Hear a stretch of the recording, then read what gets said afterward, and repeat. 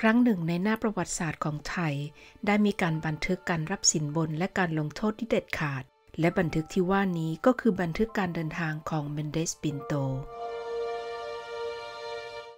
ได้เดินทางเข้ามาในสยามในสมัยของพระชัยราชาธิราชและก็ประจวบเหมาะพอดีที่เจ้าเมืองเชียงใหม่ได้แข่งเมืองขึ้นพระชัยราชาธิราชจึงได้มีรับสั่งให้เกณฑ์ทหารด่วนเพื่อที่พระองค์จะยกทัพไปปราบกบฏนั่นเอง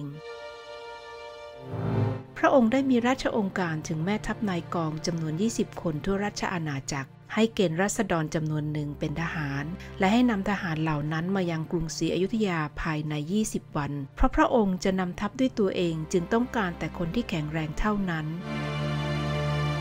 จึงได้กำหนดยกเว้นผู้เจ็บไข้ได้ป่วยผู้ยากจนเข็ญใจ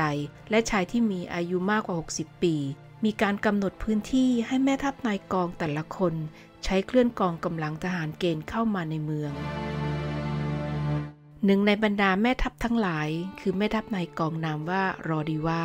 เป็นขุนนางที่กล้าหาญเคยถวายตัวเป็นข้ารองพระบาทพระเจ้าแผ่นดินสยามมาแล้วหลายครั้งนายกองรอดีว่าท่านนี้ประจำการที่อำเภอบางสะพานประจวบคีรีขันธ์ในสมัยนั้นผู้คนในอำเภอบางสะพานค่อนข้างมีฐานะ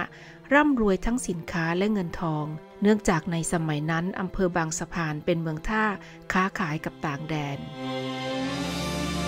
เมื่อนายกองรอดีว่าพยายามจะบังคับให้คนเหล่านี้ออกไปรบในสงครามตามที่ได้รับสั่งมาแต่ชาวบางสะพานที่มีฐานะก็ไม่ค่อยอยากไปรบกันจึงได้รวมตัวติดสินบนก้อนโตแก่นายกองรอดีว่า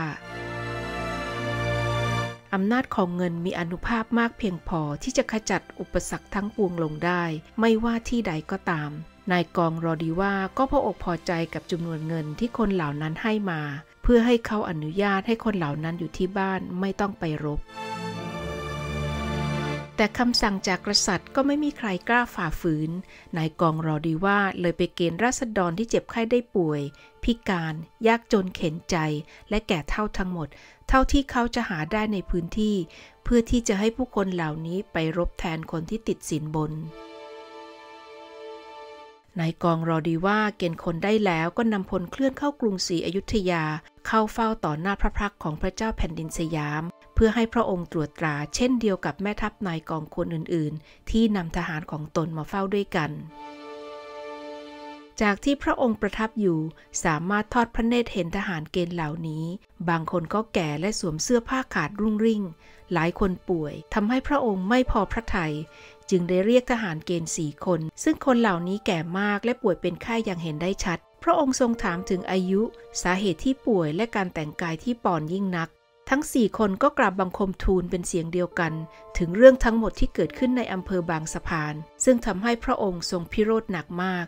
มีพระราชโองการให้นายกองรอดีว่าเข้าเฝ้าทันทีหลังจากที่ทรงต่อว่าเขาต่อหน้าทานกำนันแล้วพระองค์ทรงมีพระราชบัญชาให้จับรอดีว่ามัดมือมัดเท้าและโปรดให้หลอมโลหะเงินมาเทลงไปในคอของเขาต่อหน้าพระพักตร์อันเป็นผลให้รอดีว่าเสียชีวิตทันทีพระองค์ทรงมีรับสั่งให้ข้าหลวงไปที่บ้านของรอดีว่าในอำเภอบางสะพานเพื่อนำเงินสินบนมาที่กรุงศรีอยุธยาจากนั้นพระองค์ทรงให้นำเงินเหล่านี้แจกจ่ายแก่ราษฎรที่แก่เฒ่าป่วยและยากไร้ที่รอดีว่าเกณฑ์มาซึ่งมีอยู่ประมาณ 3,000 คนต่อหน้าพระพักตร์และทรงอวยพรให้พวกเขาเหล่านั้นอยู่เย็นเป็นสุขและส่งตัวกลับบ้านไป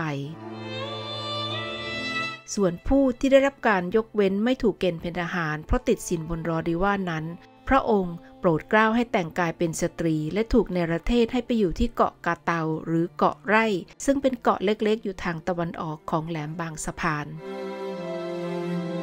และเพื่อเป็นการลงโทษคนขี้ขลาดตาขาวพระองค์ทรงริบทรัพย์สมบัตินี้ไว้สำหรับพระราชทานเป็นรางวัลแก่ทหารที่สู้รบได้อย่างยอดเยี่ยมที่สุดในสงครามนั้น